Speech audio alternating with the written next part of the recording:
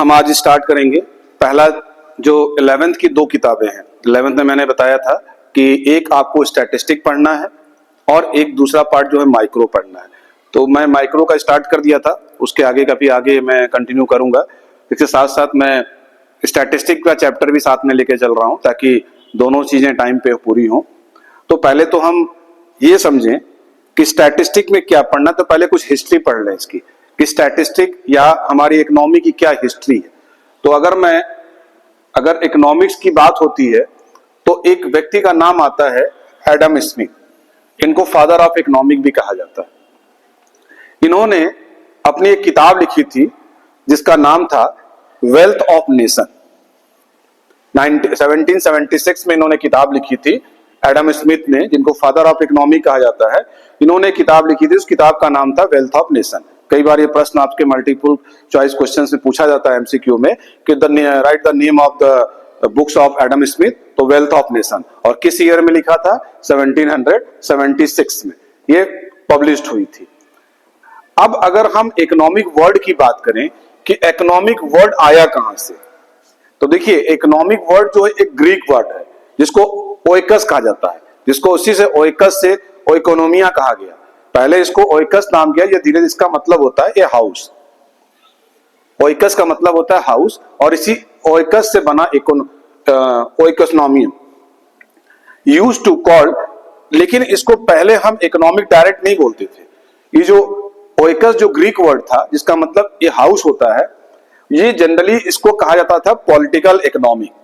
उस समय जो इकोनॉमिक्स जो सब्जेक्ट होता था उसको पॉलिटिकल इकोनॉमिक पुराने जमाने में कहा जाता था इस इकोनॉमिक्स को। बाद में इसके इकोनॉमिक्स के नाम इसमें कन्वर्ट हुआ। तो एडम स्मिथ ने कहा कि इकोनॉमिक क्या है। वेल्थ का मतलब क्या होता है? मनी, पैसा। एडम स्मिथ ने कहा कि जो इकोनॉमिक है वो वेल्थ है, यानी वेल्थ ऑफ नेशन। अब इसको थोड़ा सा अगर और हम ब्रीफ करें एडम स्मिथ के अकॉर्डिंग, तो एडम स्मिथ ने कहा था economic is the science of wealth. Adam Smith ने कहा कि इकोनॉमिक्स क्या है? एक मनी है, वेल्थ है। और उन्होंने कहा कि ऐसा वेल्थ जो गुड्स जो ह्यूमन बींग्स को सेटिस्फाई करता है, रेफर्स टू गुड। भाई हम पैसा किस लिए कमाते हैं? अपने जरूरतों को पूरा करने के लिए। तो उन्होंने कहा कि वेल्थ वो है जिसमें ह्यूमन बींग्स को मैक्सिमम सेटिस्फैक्शन मिले। यहां लिखा है सेटिस्फाई ह्यूमन बॉन्ड्स। ये आपके एडम स्मिथ ने ये डेफिनेशन दिया कि इकोनॉमिक वेल्थ है, पैसा है। इसी से, पैसे से ही हमको सब कुछ मिलना है। हम अपने गुड्स को खरीदेंगे, हम अपनी इच्छाओं की पूर्ति करेंगे। इस रूप में उन्होंने अपनी इसको डेफिनेशन दिया। लेकिन आपको पता होना चाहिए कि हर चीज का क्रिटिसाइज किया जाता है, हर चीज का एक आलोचना होता है। भाई आज से 50 साल पहले अगर कोई चीज थी तो उस समय का एटमॉस्फेयर, उस समय का एनवायरनमेंट, उस समय की जो भी फैसिलिटीज थी उसके अकॉर्डिंग काम हुआ। लेकिन जैसे समय बीतता है तो कुछ ना कुछ चेंजेस आता है और उस चीज को फिर कुछ लोग क्रिटिसाइज करते हैं, उसकी आलोचना करते हैं, उसको कहते हैं। तो ऐसा तो है नहीं कि एडम स्मिथ ने कहा कि वेल्थ इज ओनली इकोनॉमिक।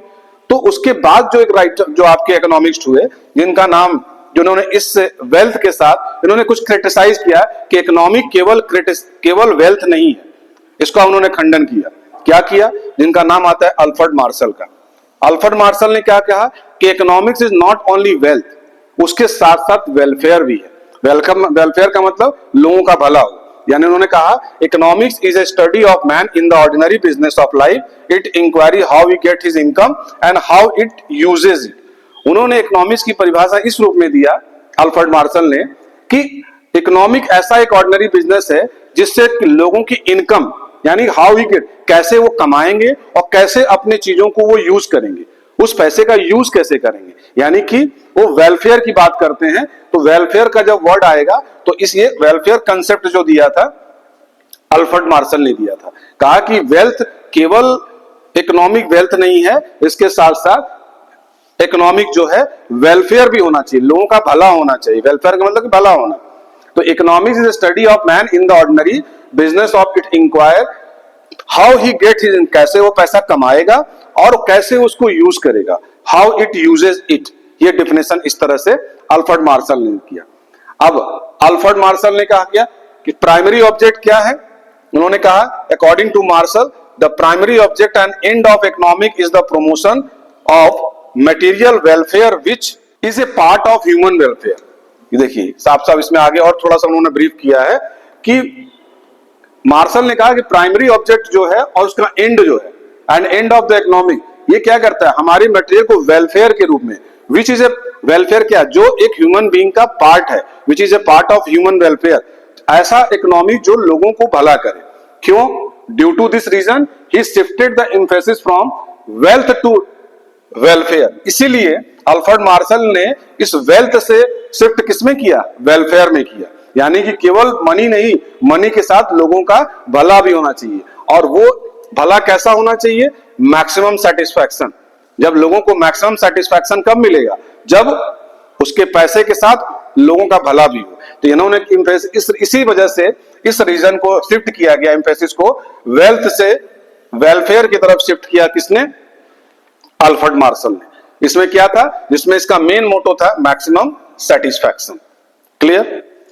अब क्या लगता है कि अल्फ्रेड मार्शल आ गए तो इसके बाद इनका कोई क्रिटिसाइज नहीं करेगा? इनके साथ भी तो क्रिटिसिज्म होगा, कोई इनका भी तो आलोचना करने वाला होगा। इनका कहेगा नहीं, ये जो दिया ये बिल्कुल सही नहीं है।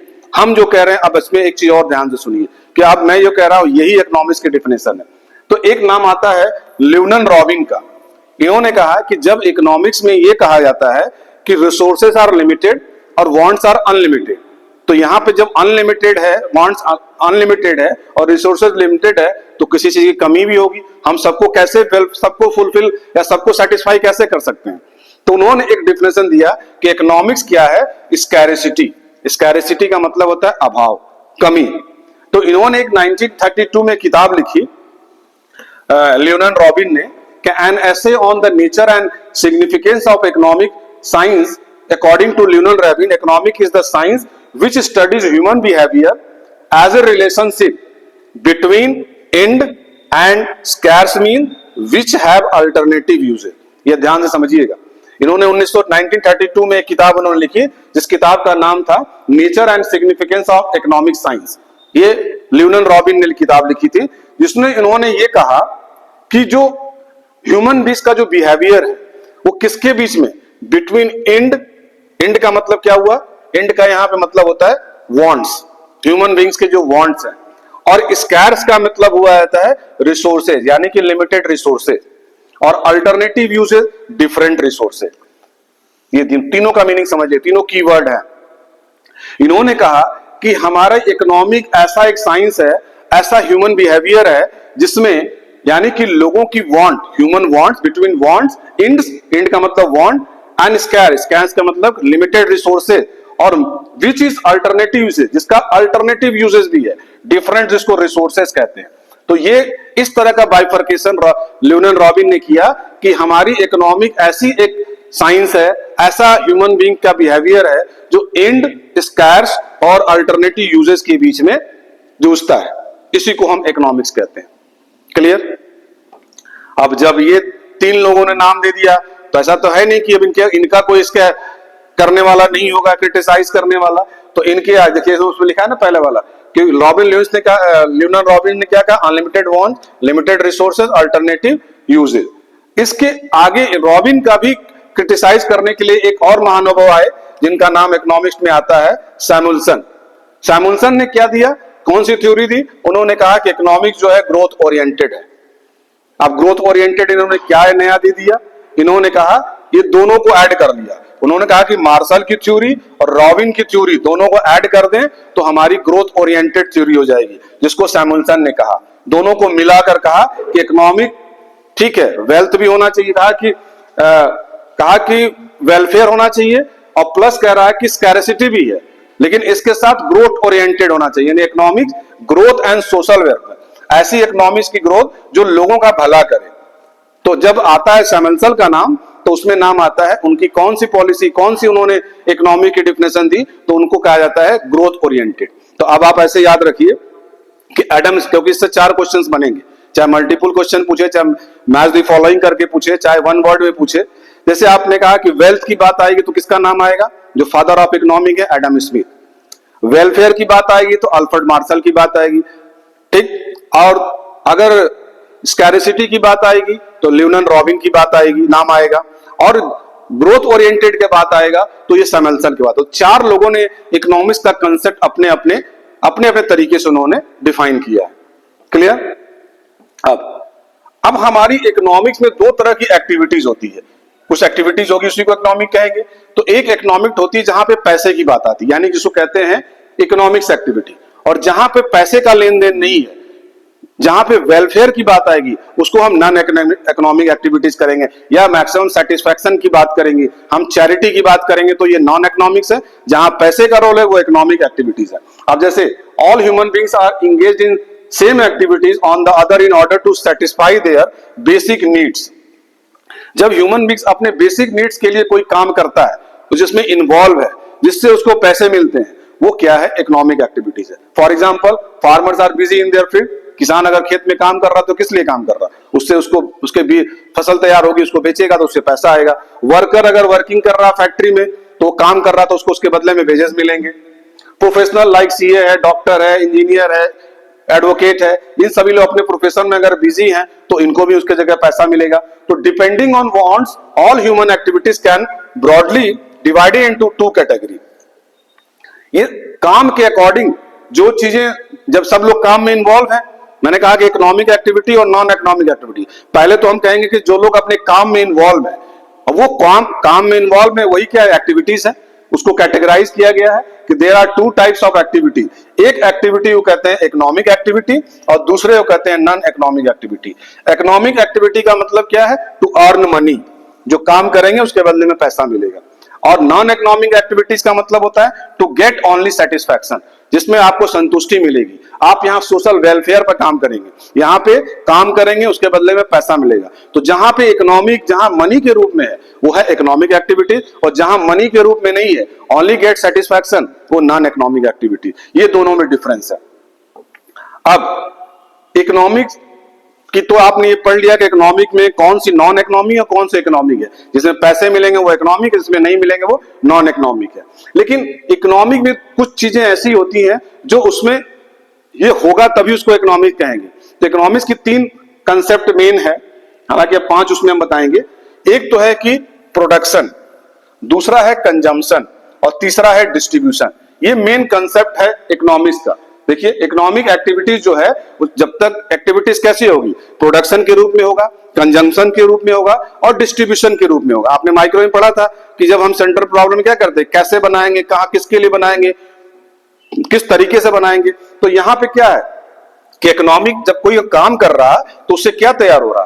प्रोडक्शन तैयार हो रहा, और जब तैयार हो जा रहा तो उसको हम कंज्यूम कर रहे हैं, यानी कंजम्पशन। और उसके बाद डिस्ट्रीब्यूशन, वो गुड्स किसके लिए बना है? Distribution of goods and services which are not available free. उसको इकोनॉमिक्स कहते हैं कि जिसमें प्रोडक्शन, कंजम्पशन और डिस्ट्रीब्यूशन उस गुड्स का हो रहा है, गुड्स और सर्विस का, जो फ्री में नहीं है, वही इकोनॉमिक एक्टिविटीज है। तो इकोनॉमिक एक्टिविटीज कहते हैं टू अर्न मनी। लेकिन इसका मेन अगर ब्रीफ करेंगे तो इसके साथ क्या जुड़ा हुआ है? कंजम्पशन, प्रोडक्शन, कंजम्पशन और डिस्ट्रीब्यूशन। ये जो तीन चीज किसी गुड्स और सर्विस में, केवल गुड्स नहीं सर्विस भी, हम आपको पढ़ा रहे हैं तो पढ़ाने के बदले हमको फीस मिल रही, सैलरी हमको उसका, हम उससे आपसे चार्ज कर रहे हैं, तो ये मेरी सर्विस है। तो जो भी चीजें हम करेंगे जो फ्री में नहीं दे रहे हैं, कंजम्पशन हो रहा, प्रोडक्शन हो रहा और डिस्ट्रीब्यूशन हो रहा, ये तीनों चीजें जिस चीज में हो रही है वही इकोनॉमिक एक्टिविटीज है, जिसमें कि कोई फ्री नहीं है। क्लियर? तो वन बाई वन हम थोड़ा सा इसको ब्रीफ कर दें। कंजम्पशन क्या है? It is a economic activities which is concern with use of goods and services. Consumption हम उसको कहते हैं जो ऐसी एक्टिविटीज है जिसमें गुड्स और सर्विस को हम कंज्यूम करते हैं, हम उसको यूटिलाइज करते हैं। फॉर एग्जाम्पल, यहाँ पे दे दिया कि I am Geeta, I consume good and services to satisfy the human want. हम गुड्स और सर्विस क्यों कंज्यूम कर रहे हैं? जिससे कि हमें मैक्सिमम सेटिस्फैक्शन मिले। तो कोई गीता है जो उन्होंने अपने गुड्स और सर्विस को यूज किया, उससे उसको सेटिस्फाई मिला, संतुष्ट हुई, इसलिए वो कंजम्पशन है। प्रोडक्शन, जैसे नाम से ही प्रोडक्शन है, जिस चीज का प्रोडक्ट तैयार किया जा रहा है, it is an economic activity concern with increasing the utility of goods and services. अगर प्रोडक्शन जब वो उसकी यूज नहीं होगा, उसकी यूटिलिटी गुड्स और सर्विस का नहीं होगा, तो प्रोडक्शन क्यों तैयार करेगा? यहाँ प्रोडक्शन तैयार करने वाला कौन है? वो प्रोड्यूसर है। वो प्रोड्यूसर ही उस प्रोडक्ट को तैयार कर रहा है, तो गुड और सर्विस उसकी यूटिलिटी पे डिपेंड करता है, इसलिए वो प्रोडक्शन है। जैसे एग्जांपल में we are group of people consisting of labour, capitalist, entrepreneur. ये ग्रुप क्या, इसमें क्या क्या होगा, लेबर होगा, कैपिटलिस्ट होंगे, एंटरप्रेन्योर होंगे, एक्सेट्रा। वी प्रोड्यूस, और ये लोग मिलके क्या करते हैं, ये प्रोड्यूस करते हैं गुड्स और सर्विस का, किसके लिए, सेटिस्फाइज कंज्यूमर वांट। जो कंज्यूमर है उसकी संतुष्टि के लिए जब ये लोग लेबर, कैपिटल और एंटरप्रेन्योर मिलकर किसी चीज का प्रोडक्ट तैयार करते हैं, किसके लिए तैयार करते हैं, गुड्स और सर्विस के रूप में, उस कंज्यूमर को ध्यान में रख के वो प्रोड्यूसर उस प्रोडक्ट को तैयार करता है, वही आपका प्रोडक्शन है। Distribution, it deals with determination of price of factor of production. अब आप यहां देखिए, अब प्राइस ऑफ, यहां पे फैक्टर ऑफ प्रोडक्शन क्या है। अभी आपने प्रोडक्शन पढ़ा कि प्रोडक्शन में आपको चीजों को, गुड और सर्विस को ध्यान रखे हुए कि कंज्यूमर को मैक्सिमम उसको सेटिस्फैक्शन मिले, तभी वो प्रोडक्ट तैयार किया जाएगा। अब प्रोडक्शन के कुछ फैक्टर होंगे, कैसे होगा, खाली आदमी कह दिया कि प्रोडक्शन होगा तो प्रोडक्शन के लिए कुछ रिक्वायरमेंट होगी, तो जो रिक्वायरमेंट है उसी को हम फैक्टर ऑफ प्रोडक्शन कहते हैं। अगर कोई फैक्ट्री लगानी है तो उस ऑनर को, उस फैक्ट्री के मालिक को कुछ जरूरत होगी, कुछ रिक्वायरमेंट होगी, तो वो जैसे उसको क्या क्या चाहिए, उसको पहले तो उसको लैंड चाहिए, दूसरा उसको लेबर चाहिए, तीसरा उसको कैपिटल चाहिए, और चौथा वो एंटरप्रेन्योर होना चाहिए। ये चार चीज तो उसकी रिक्वायरमेंट है, जिसको हम फैक्टर ऑफ प्रोडक्शन करते हैं। ये जब आपको प्रोडक्शन के लिए फैक्टर आपके पास होगा नहीं तो आप प्रोडक्शन तैयार कैसे करोगे। और जब आप ये चार फैक्टर आपके पास होंगे तो आप किसी को जमीन आप लिए हैं, आपने लेबर रखा है, आपने कैपिटल कहीं से बैंक से लोन लिया है, या आप किसी एंटरप्रेन्योर को आपने उसमें इन्वॉल्व किया है कि वो सारी चीजें आपको आइडियाज देंगे, तो उसके बदले में वो फ्री में तो करेंगे नहीं, तो उनको भी आप उस हिसाब से डिवाइड करेंगे कि लैंड आप रेंट पे लिए हैं तो उसको आप 10% रेंट देंगे, लेबर आपने लगाया है तो उसको वेजेस देंगे, कैपिटल अगर आपने लिया है, आपने कोई लोन लिया है तो उसको इंटरेस्ट देंगे, और एंटरप्रेन्योर है तो उसको प्रॉफिट देगा। तो ये चार चीजें जो होंगी, ये जब जैसी आपकी इनकम होगी उसी से आपसे उसका डिस्ट्रीब्यूट करेंगे। तो टोटली डिस्ट्रीब्यूशन किस पे डिपेंड करता है, देखिए एक दो यहाँ कंसेप्ट है, यहाँ पे प्रोडक्शन, फैक्टर ऑफ प्रोडक्शन की बात कर रहे हैं, और जब मैंने आपको माइक्रो में पढ़ाया था उसमें ये कहा था कि रिच और पुअर को ध्यान में रखते, जिसका जैसा कंट्रीब्यूशन होगा उसी हिसाब से उसका डिस्ट्रीब्यूशन होगा। लेकिन यहाँ पे क्या है कि यहाँ पे चार चीज रिक्वायरमेंट है हम प्रोडक्शन को तैयार करने के लिए, जिसको हम फैक्टर ऑफ प्रोडक्शन कहते हैं। तो लैंड, लेबर, कैपिटल, एंटरप्रेन्योर है, इसके बदले में हम इनको कैसे डिस्ट्रीब्यूट करेंगे, ये फ्री में तो हमको दिए नहीं है, तो इनको जो हम डिस्ट्रीब्यूट करेंगे इसी को हम डिस्ट्रीब्यूशन कहते हैं। कि 10% हमने रेंट उसको दिया, मजदूर को हमने किराया, उसको वेजेस दिया, उसको तनख्वाह दे रहे हैं या वेज के रूप में या सैलरी के रूप में, कैपिटल अगर बैंक से लिए तो हमको इंटरेस्ट देना ही देना है, और एंटरप्रेन्योर को मैक्सिमम प्रॉफिट चाहिए। तो ये चार जो डिस्ट्रीब्यूशन है, इसी को यहाँ पे डिस्ट्रीब्यूशन की बात कर रहा है। It deals with determination of price of factor of production. Clear. तो कंजम्पशन हो गया, प्रोडक्शन हो गया और डिस्ट्रीब्यूशन हो गया। ये इकोनॉमिक्स के एक्टिविटीज के तीन पार्ट हुए। अब यहाँ पे एक बात आती है कि why some people are poor and some are rich in the society. तो ये टोटली डिपेंड करता है कंट्रीब्यूशन। पहले तो आप कंज्यूमर को समझिए, is a person who consume goods and service. Consumer उसको कहते हैं जो गुड्स और सर्विस को कंज्यूम करता है। प्रोड्यूसर जो प्रोड्यूस करता है, जो चीजों को बनाता है, गुड्स को। अब यहां थोड़ा सा डिफरेंस देखिएगा, प्रोड्यूसर जो है गुड्स को बनाता है, लेकिन अब कुछ एक वर्ड आता है कि यहां केवल गुड की बात कर रहा है, सर्विस कहां गया। तो जो सर्विस है वो सर्विस प्रोवाइडर होता है, जो सर्विस को प्रोवाइड करता है is a person who produce service. जो सर्विस देता है वो सर्विस प्रोवाइडर होता है, और जो नौकरी करता है, जो सर्विस होल्डर, प्रोवाइडर का मतलब नौकरी देने वाला, और होल्डर का मतलब नौकरी करने वाला, दोनों में डिफरेंस है। सर्विस प्रोवाइडर जो आपको सर्विस दे रहा है, हमारा ऑनर, हमारी जो अथॉरिटी है वो हमको नौकरी दे रही है तो वो सर्विस प्रोवाइडर हुआ। लेकिन हम सर्विस कर रहे हैं, बदले में हमको सैलरी मिल रही है, वेजेस मिल रहे हैं, तो वो हम I am a service holder. Service holder is a person who is a in job to earn wages और सैलरी, वेज के रूप में या सैलरी के रूप में जो मिल रहा है वो सर्विस होल्डर है। ये बात समझ में आ गई। तो इसको शॉर्ट में अगर हम एक और है, दूसरा एक वर्ड आता है इसी इकोनॉमिक एक्टिविटी में, तीन मैंने बता दिया, प्रोडक्शन, कंजम्पशन, डिस्ट्रीब्यूशन, और ये आपका एक चौथा मैंने बताया ये, हाँ ठीक है, तीन हो गए, और चौथा हो गया आपके एक्सचेंज। एक्सचेंज क्या है?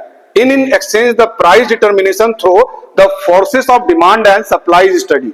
अब चीजें क्या है, हम किसी चीज का प्राइस का निर्धारण हमारे टोटली किस पे डिपेंड करता है, डिमांड और सप्लाई पे। कैसी डिमांड और कैसी सप्लाई है, तो वो टोटली डिपेंड करता है उसके प्राइस पे। अगर प्राइस ज्यादा होगी तो क्या होगी, डिमांड कम हो जाएगी। प्राइस कम होगा तो डिमांड ज्यादा बढ़ जाएगा। तो ये जो एक्सचेंज डिटर्मिनेशन है वो भी एक हमारा इकोनॉमिक एक्टिविटीज है। और पांचवा जो बात करेंगे, public services. Due to increase in the role of government, public economics has now emerged as a separate branch of study. Public finance is the most important topic of public economy which deals with the economic of government. It is studied mainly about the income and expenditure of government. अब यहां समझिएगा, यहां सरकार का role क्या होता है। आपने अगर कहीं पढ़ा होगा तो 1929 से लेकर 33 तक अमेरिका जो था वो ग्रेट इकोनॉमिक डिप्रेशन के शिकार हो गया। वहां पे बिल्कुल क्या हो गई, जिसमें लोगों को खाने के लाले हो गए, सर जो पूरी अर्थव्यवस्था ही गड़बड़ हो गई, पूरी चरमरा गई, जिसमें यूएसए अमेरिका की बात आती है। इस ईयर को इकोनॉमिक डिप्रेशन ईयर के नाम से जाना जाता है। तब वहीं पे एक राइटर थे, जेएम केन्स का नाम सुना होगा, या एक दूसरे थे रिचार्डो। ये दोनों ने एक नया कंसेप्ट डेवलप किया। जैसे आप यहाँ पे इकोनॉमिक्स पढ़ते हैं, डिटर्मिनेशन ऑफ इनकम, तो आप यूएसए में केन्स थ्योरी के नाम से पढ़ाया जाता है। तो ये जो महोदय थे, जब ये स्थिति उत्पन्न हुई तो उन्होंने एक कंसेप्ट मतलब डेवलप किया, जेएम केन्स ने और रिचर्ड्स ने। ये ग्रेट डिप्रेशन वो कैसे वो किया जाए, इन्होंने कहा कि जब सारी चीजें से स्थिति खराब हो जाए तब वहां सरकार का रोल शुरू होता है। जैसे आपने देखा होगा कोरोना के समय में हमारी सब अर्थव्यवस्था गड़बड़ हो गई, तो सरकार ने देखिए सब चीजें अपनी फ्री ऑफ कॉस्ट की, लोगों को सुविधाएं देना शुरू की, क्योंकि गवर्नमेंट का जो कंसेप्ट एक सोशल वेलफेयर भी करना है। तो जब सभी जगह से जब चीजें स्थिति खराब हो जाती है तो फिर क्या होता है, पब्लिक सेक्टर जो है उसमें इन्वॉल्व होता है। तो due to increase in the role of government, public economics has now emerged as a separate branch of the study. वहां पे गवर्नमेंट का इन्वॉल्व होना एक separate, public finance is the most important topic of public economy which deals with the economic of government. It study mainly, इसमें क्या होगा, generally उस समय सरकार अपनी इनकम और एक्सपेंडिचर को इसमें डील करेगा। यानी कि it studies mainly about the, कहां से सरकार सोचेगी कि हमारी इनकम कहां से आएगी, ऐसे बुरे स्थिति में, ऐसे डिप्रेशन की स्थिति में, जो मंदी की स्थिति में सरकार कैसे अपने इनकम को अर्न करेगी और कैसे लोगों का भला भी करेगी। तो यही इसको कहते हैं हम पब्लिक सर्विस। यहाँ पे क्योंकि पब्लिक और प्राइवेट है तो पब्लिक सर्विस गवर्नमेंट होती है, तो गवर्नमेंट अपने इनकम को भी देखेगी और एक्सपेंडिचर को भी देखेगी, इसी को पब्लिक सर्विस कहा गया है। तो यहाँ पे पब्लिक सर्विस यानी कि यहाँ पे कह रहा है कि यहाँ गवर्नमेंट के इनकम और एक्सपेंडिचर की बात किया जा रहा है कि ये भी एक इकोनॉमिक एक्टिविटीज है। किसकी एक्टिविटीज है, ये गवर्नमेंट का रोल शुरू हो जाता है कि हमारी कैसी इनकम होगी और हमारे एक्सपेंडिचर क्या होंगे, कि ऐसे बुरे स्थिति में सरकार अपना रोल अदा अच्छे से कर सके। एग्जाम्पल के रूप में मैंने आपको कहा कि 1929 से 33 तक बिल्कुल स्थिति खराब हो गई, ग्रेट डिप्रेशन का शिकार हो गया यूएसए अमेरिका, जिसको काफी समस्या का सामना करना पड़ा। तो इसीलिए ये इन लोगों ने एक थ्योरी डेवलप की कि ऐसे स्थिति में पब्लिक सर्विस का क्या रोल है, इस इनकम और एक्सपेंडिचर को ध्यान में रखते हुए। अब आते हैं, ये तो हो गया इकोनॉमिक एक्टिविटी में कंजम्पशन, प्रोडक्शन, डिस्ट्रीब्यूशन, एक्सचेंज, और पांचवा मैंने कहा कि public service.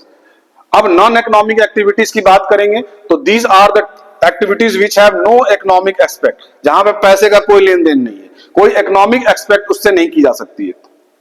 In non-economic activity, there is no expectation of any kind of monetary reward. पैसे के रूप में कोई ऐसी चीजें नहीं, मॉनेटरी रिवॉर्ड जो होगा और बेनिफिट की बात करते हैं। यहाँ पे केवल क्या होगा, केवल सेंटिमेंटल है reason and re performed out of love. देखिए कुछ वर्ड्स हैं कीवर्ड, यहाँ पे कोई इस तरह का मनी रिवॉर्ड्स नहीं है, कोई बेनिफिट नहीं है, कोई प्रॉफिट नहीं है। यहाँ केवल क्या है, परफॉर्म लव, जिसको सेंटिमेंटल कहते हैं, लव, सिंपैथी और सेंटिमेंट्स, पैट्रियोटिज्म, जो देशभक्ति, ये सारी चीजें जो आएंगी आपकी, ये सब नॉन इकोनॉमिक एक्टिविटीज है। एग्जांपल के रूप में देखिए चैरिटेबल एक्टिविटीज, जहां पे चैरिटी होती है, जैसे ब्लड डोनेशन कैंप, हम अपना खून दे रहे हैं तो बदले में कुछ पैसा नहीं ले रहे हैं, तो ये हमारी क्या है, नॉन इकोनॉमिक एक्टिविटीज है। फ्री एजुकेशन, हम फ्री में किसी को पढ़ा रहे हैं, तो ये हमारा क्या है, ये इकोनॉमिक एक्टिविटीज है। जब पैसा नहीं ले रहे हैं तो इकोनॉमिक एक्टिविटी नहीं है। जो नीडी स्टूडेंट्स हैं उनको हम फ्री पढ़ा रहे हैं। सोशल एक्टिविटीज, जैसे हम कहीं पे social activity like get together, attending parties, हम इस तरह की कोई ऐसी पार्टी रख रहे हैं जहां पे हम कोई चीज का भी पैसा चार्ज नहीं कर रहे हैं। तो ये सारी चीजें, रिलीजियस एक्टिविटी, जैसे जहां पे वर्शिप, प्रेयर, जहां मंदिरों में इस तरह का जो भी आप अपना एक्टिविटी कर रहे हैं वो आपकी क्या है, नॉन इकोनॉमिक एक्टिविटीज है। पेरेंटल एक्टिविटीज, अपने बच्चों को प्यार करना, लव, अफेक्शन टुवर्ड चिल्ड्रन, तो यहाँ पे कोई मनी का तो कैसा रोल है नहीं, तो ये क्या है, नॉन इकोनॉमिक एक्टिविटीज। तो ये सारी चीजें आपकी इकोनॉमिक क्या है, इस चैप्टर में मैंने ये आपको एक्सप्लेन किया कि इकोनॉमिक्स है क्या।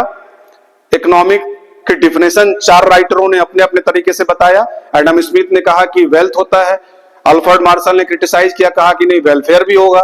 तीसरा लियोनार्डो रॉबिन ने कहा कि नहीं, ये क्योंकि हमारे लिमिटेड वांट्स आर लिमिटेड और रिसोर्सेज आर लिमिटेड और वांट्स आर अनलिमिटेड, तो यहाँ पे स्कैरिसिटी एक डेवलप होगी, अभाव है। और चौथा ग्रोथ ओरिएंटेड सैमुअल्सन ने कहा। तो चारों ने अपने अपने इकोनॉमिक्स की डिफिनेशन दी, ये हिस्ट्री थी इसकी। फिर ये हुआ कि इकोनॉमिक एक्टिविटीज और नॉन इकोनॉमिक एक्टिविटीज है क्या, जहां पैसे की बात आई यानी to earn money that is economic activities, और to only get human satisfaction that is a non economic activity. अब इस चीज को मैंने इकोनॉमिक एक्टिविटी में केवल इतने कह देने से नहीं होगा कि टू अर्न मनी, तो मनी कैसे आएगा, तो कैसे आएगा, प्रोडक्शन से होगा, कंजम्पशन से होगा, डिस्ट्रीब्यूशन से होगा, एक्सचेंज से होगा और पब्लिक सर्विस से होगा। तो ये 5 चीजें जो हैं हमारी इकोनॉमिक एक्टिविटीज के पार्ट है। दूसरा नॉन इकोनॉमिक एक्टिविटी की बात आती है, तो जहां हम सोशल वेलफेयर की बात करते हैं, हम वहां पे कोई भी पैसे की बात लेन देन नहीं है, ब्लड आपका चैरिटी है, पेरेंटल एक्टिविटीज है, रिलीजियस एक्टिविटीज है, this all activities are non economic activities. तो ये दोनों चीजें डिफरेंस आपको समझ में आ गया। इकोनॉमिक्स की मैं थोड़ी सी हिस्ट्री की बात की।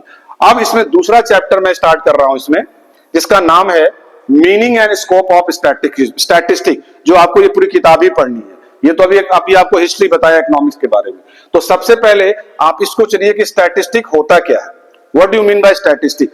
तो स्टैटिस्टिक जो है as systematic treatment of quantitative expression, जब हम किसी क्वांटिटी को सिस्टमेटिक रूप से हम एक्सप्रेस करते हैं, that is A statistic. For example, जैसे मान लीजिए ये नंबर दिया हुआ 10 है, 11 है, 8 है, 5 है, 2 है, ये सारे नंबर।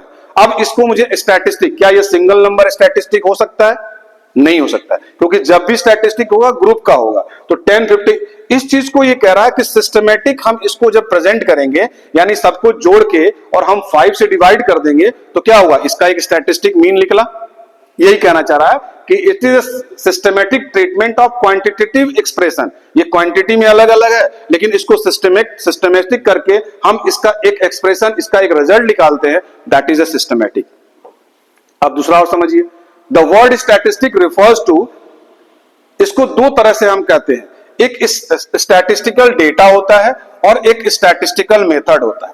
2 चीज स्टैटिस्टिक की 2 कंसेप्ट है, एक डेटा बेस्ड है और एक मेथड है। अब दोनों में अंतर क्या है, जो डेटा होता है वो प्लूरल सेंस होता है और जो मेथड होता है वो सिंगुलर सेंस होता है। ये दोनों चीजों को समझिएगा, आगे मैं और इसको बाइफरकेट करूंगा कि statistical data is a plural sense और statistical method is a singular sense. अब पहले हम प्लूरल सेंस की बात करेंगे कि स्टैटिस्टिक प्लूरल सेंस में क्या काम करता है। ये एग्रीगेट ऑफ फैक्ट्स, ये फैक्ट की एग्रीगेट बताता है। जैसे 1000, तो प्लूरल सेंस में हम क्या कहते हैं कि एग्रीगेट फैक्ट की बात करते हैं। फॉर एग्जांपल आप समझिए कि 1000 rupees is the pocket money of Aditya, क्या ये स्टैटिस्टिक है? नहीं है। लेकिन जब हम कहें कि ये सिंगल है, 1000 रुपया उसके पॉकेट में है, एग्जैक्ट है तो है, ये फैक्ट है। लेकिन 800 is pocket money in Rishabh and 700 is pocket money in Vansh, ठीक। लेकिन अब हम अगर तीनों को जोड़ दें, तो यानी कि तीनों को जोड़ेंगे तो क्या आएगा, 2500 यानी 2500, ये स्टैटिस्टिक है। क्योंकि ये जब हम डिवाइड करेंगे, statistic are affected to marked extent by multiplicity of causes. हम ये तीनों को जोड़ के हम 3 से डिवाइड कर देंगे तो एक एवरेज निकाल पाएंगे, ये स्टैटिस्टिक है। एक वर्ड, एक नंबर जो लेके हम स्टैटिस्टिक नहीं कर सकते, लेकिन तीनों को अगर हम जोड़ दें और इसको 3 से डिवाइड कर दें तो एक लमसम आएगा कितना अमाउंट सबके। लेकिन फैक्ट ऐसा नहीं है। क्या आप 800 इसमें अगर डिवाइड करेंगे 3 से, तो 3 करीब 8, 850 रुपए एक आदमी के अंदर हो, क्या ऐसा है? आप अगर एग्जैक्ट देखेंगे तो 1000 रुपीज आदित्य की पॉकेट मनी है, 800 रुपया ऋषभ की और 700 है। लेकिन जब हम तीनों को जोड़ के एग्रीगेट निकाल रहे हैं तो क्या है, वो आपका नॉन एवरेज आ रहा है कि इतना 2500 को 3 भाग में डिवाइड कर दिया, तो ये स्टैटिस्टिक है। अब देखिए, और स्टैटिस्टिक और क्या है, ये मल्टीप्लिसिटी ऑफ कॉजेज है। देखिए फॉर एग्जांपल, अगर कोई इलेक्ट्रिसिटी का बिल आता है, मार्च में बिल आया 5000 रुपया, अप्रैल में बिल आया 6000 रुपया, मई में आया 8000 रुपया और दिसंबर में आया 1000 रुपया। अब ऐसा ये क्यों हो रहा है? क्योंकि ये फैक्टर अफेक्टेड है। भाई मार्च में बिजली की खपत कम है तो 5,000 रुपया आया, अप्रैल में सबसे ज्यादा एसी चला तो 6,000 आया, मई चूंकि सबसे ज्यादा गर्मी का महीना होता है तो उसमें 8,000 बिल आया, दिसंबर में पंखा एसी चलना नहीं है इसलिए वहां पे बिल जो है 1,000 रुपया है। तो ये क्या है, ये इलेक्ट्रिसिटी बिल का जो स्टैटिस्टिक है ये फैक्टर इफेक्ट है, जैसा जिसका कंजम्पशन है उस हिसाब से है। और दूसरा स्टैटिस्टिक क्या है, स्टैटिस्टिक एक न्यूमेरिकली एक्सप्रेशन है, जो न्यूमेरिकल हम एक्सप्रेस करते हैं, और स्टैटिस्टिक को हम ये कहते हैं कि ये इनुमरेटेड और एस्टिमेटेड है। ये ध्यान रखिएगा, दो कीवर्ड है। एस्टिमेट तो भाई तो समझ में आता है कि आपने किसी चीज का एस्टिमेट किया, एज्यूम किया। Enumeration means accurate numerical statement involve in actual counting. ये ध्यान रखिएगा, एस्टिमेट और इनुमरेट में अंतर है। एस्टिमेट तो आपने एज्यूम कर लिया, लेकिन इनुमरेट जो है एक्यूरेट न्यूमेरिकल स्टेटमेंट है और वो एज्यूम स्टेटमेंट है, दोनों में ये डिफरेंस है। तो accurate numerical statement it involves in actual counting, जो काउंट किया जा रहा है वही वो इनुमरेट है, और जो एज्यूम किया जा रहा है, एक एक्सपेक्ट किया जा रहा है वो आपका एस्टिमेटेड है। Statistic are collected in systematic manner.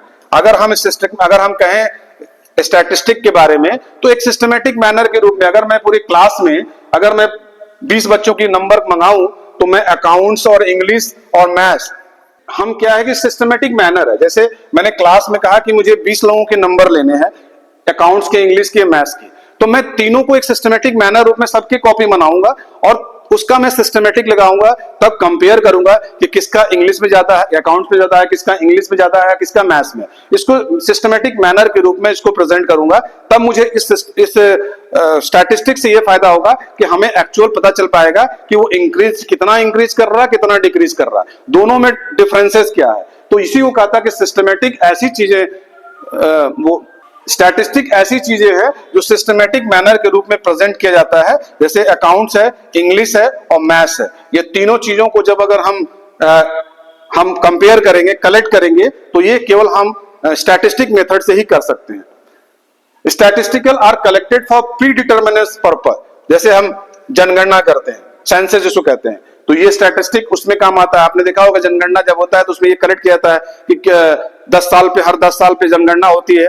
हालांकि 2011 के बाद फिर नहीं हुआ, लेकिन होना चाहिए जो बना था। तो ये होता है 1881 में जब बना था तो ये हो गया हर 10 साल पे सेंसस होंगे, जनगणना होगी। तो उसमें जो जनगणना अधिकारी आते हैं जो कलेक्ट करते हैं इंफॉर्मेशन, तो आपके घर में कितने लोग हैं, कितने मेंबर हैं, कितने बुजुर्ग हैं, कितने यंग हैं, कितने बच्चे हैं, कितने पुरुष हैं, कितने महिला हैं, कितने एजुकेटेड हैं, कितने नॉन एजुकेटेड हैं, ये सारा कलेक्शन करते हैं और उसको जिसको कहते हैं प्री डिटरमाइंड पर्पस, इसको करते हैं। Statistic are placed in relation to each other, और ये एक दूसरे के रिलेशन को भी आपको प्रेजेंट करते हैं कि स्टैटिस्टिक के माध्यम से ही दोनों के उस चीज को रिलेशन बता पाएंगे, किसमें ज्यादा है, किसमें कम है, दोनों चीज में क्या रिलेशन है। तो ये एक स्टैटिस्टिक जिसको आप प्लूरल सेंस में पढ़ते हैं। अब इसके बाद जब आप पढ़ेंगे तो मैं नेक्स्ट क्लास में आपको बताऊंगा जिसको हम सिंगुलर सेंस करते हैं। अब सिंगुलर सेंस में आप इस चीज को पढ़ेंगे, इसमें collection of data, presentation of data, ये सारी चीजें, organisation of data, analysis of data, interpretation of data, ये सारी चीजें आप सिंगुलर सेंस में पढ़ेंगे। प्लूरल सेंस में आपको बताया कि प्लूरल सेंस में क्या पढ़ना है। अब सिंगुलर सेंस के बारे में हम नेक्स्ट क्लास में इस चीज की चर्चा करेंगे। Okay, thank you very much.